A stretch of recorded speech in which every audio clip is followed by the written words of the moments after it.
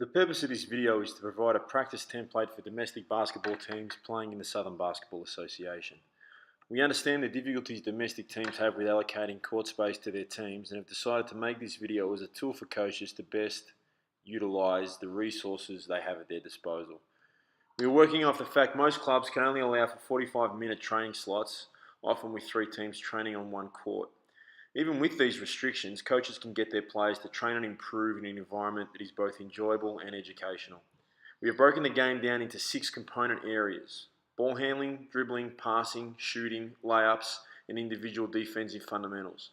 Each training session should incorporate a mixture of these skill component areas with time allocated at the end of the training session for competitive situations. Either small-sided games, 1-on-1, 2-on-1, 2-on-2, 3-on-3. If there's enough space, teams could even play 5-on-5. In order for this to be effective, coaches need to be organised and creative about how they structure their sessions and collaborate with the other coaches on their court. Any warm-up should incorporate some ball handling drills which help players to get used to the feel of the ball in their hands. The drills being shown are coach-friendly because each player has a ball and they take minimal time to explain. Players can find their own space on the court and one coach can use a whistle to start and stop the drill. Up to 30 players could be positioned anywhere on the court. It's important that players do these drills at speed. Once they have spent time mastering the skills, coaches can use competition to make it interesting. They can make a game, first player to 10 body wraps, or first player to 10 right hand pound dribbles, for example. Coaches can then spend a short amount of time testing their players' ball handling ability under game pressure by playing a game like British Bulldogs, dribble tag, or dribble knockout, to make sure that players are pounding the ball, changing direction, changing hands, and dribbling the ball in limited space and dealing with physical contact. These sorts of drills are great with beginners or under 8s, under 9s, under 10s, even under 12s and under 14s. Ideally, for 45-minute training sessions, 6 to 8 minutes could be spent on the warm-up. Coaches could ideally combine their team with the other team training at the same time on the same court. It's always a good idea to have teams from the same age group or teams of similar ability training at the same time.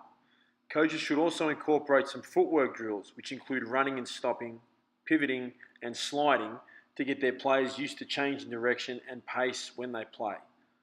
Once the warm-up is completed, players can now progress into more advanced drills because they are warm and they are ready to train.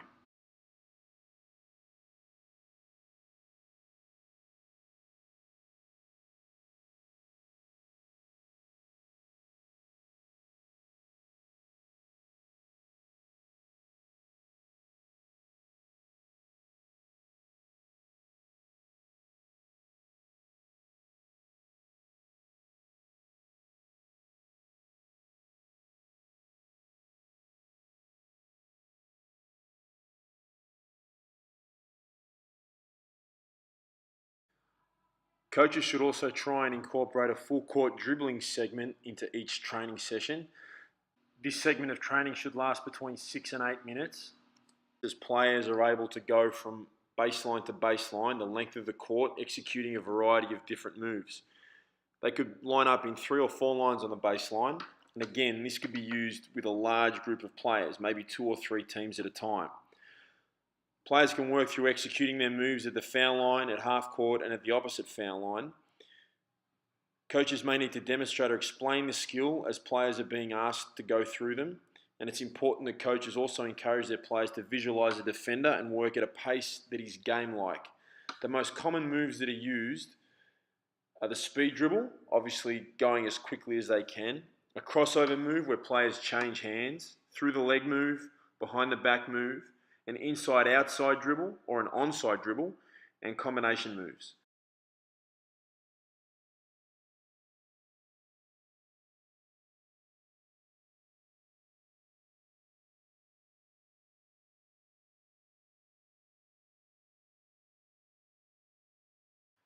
Our third skill component is passing. Players can work in pairs with one ball between 2 players, or players can work in groups of 3 with 2 balls. A number of different passes can be worked on: 2-hand chest passes, 2-hand bounce passes, 1-hand bounce pass with either right or left hand, and push passes either with the right or left hand. Coaches can ask the players to execute one hard dribble or a combination of dribble moves before passing the ball. Coaches need to emphasise the following: catching and passing the ball in a stance, showing two hands to the passer as a receiver, and passing the ball flat and hard to the receiver's hands. Coaches can orchestrate competition between the groups, first group to 20 passes completed, for example. Each time the ball is dropped, the count would reset. The extension of our passing drills is to now pass and catch on the move, either with a series of three-man weaves or by staying in three separate lanes and passing and catching on the run.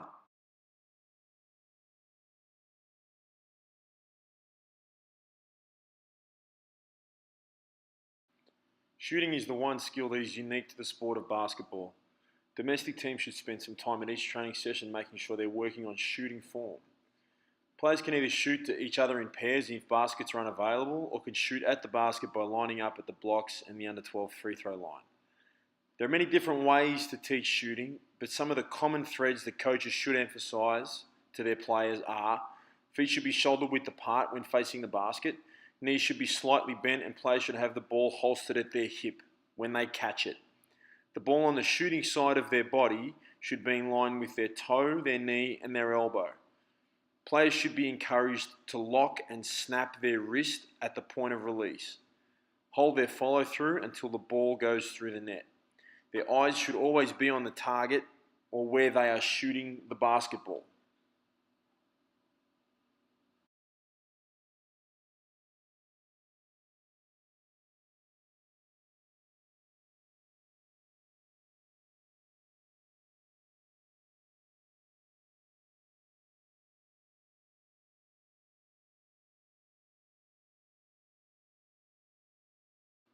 Coaches need to impress upon their players the importance of making layups with their eyes and with their feet. Correct footwork needs to be taught on both sides of the floor, as you can see here in the video. On the left-hand side, we can step from the block using two steps, left foot, right foot. On the right-hand side, it would be right foot, left foot. The rule of thumb when teaching layups is to always shoot with the opposite hand to the foot that you jump off. In the video, we can currently see the players are hopping before they make their layup. It's important to have their eyes on the target and make sure the ball is resting in their hands.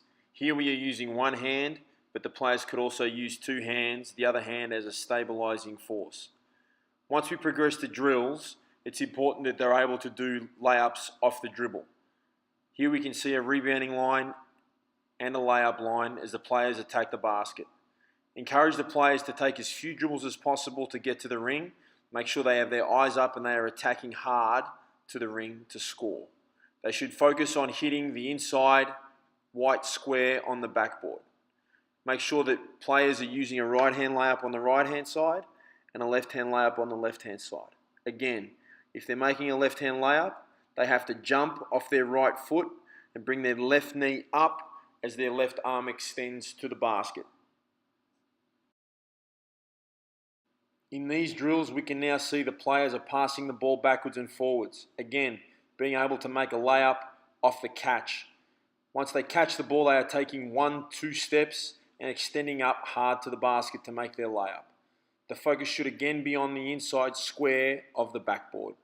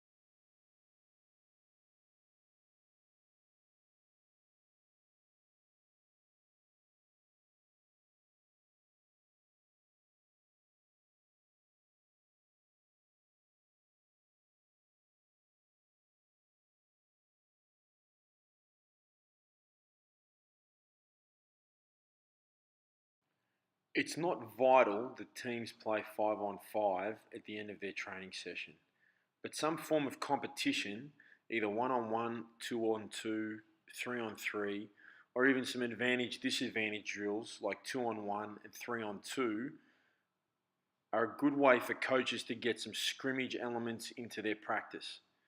We see in the examples that players are running around their cones and either playing 1-on-1 or 2-on-2. Again, these can be used in the half court if a full court is not available to play 5-on-5. Small-sided games will mean that the players have the ball in their hands for longer and they have to make more decisions. During these competitive situations, coaches should be coaching the emphasis of the training session, the things that the players have been focused on during the session. If it's about ball handling, then an emphasis should be to keep their eyes up and see the floor, which will allow them to make good decisions. If they're playing 2-on-1, they can see a teammate who is open for a layup. If the emphasis has been on left-hand layups, you could say that each time a player is on the left-hand side, that player must make a left-hand layup. It's about incorporating the individual skill components into gameplay situations, and this is ultimately how the players will improve.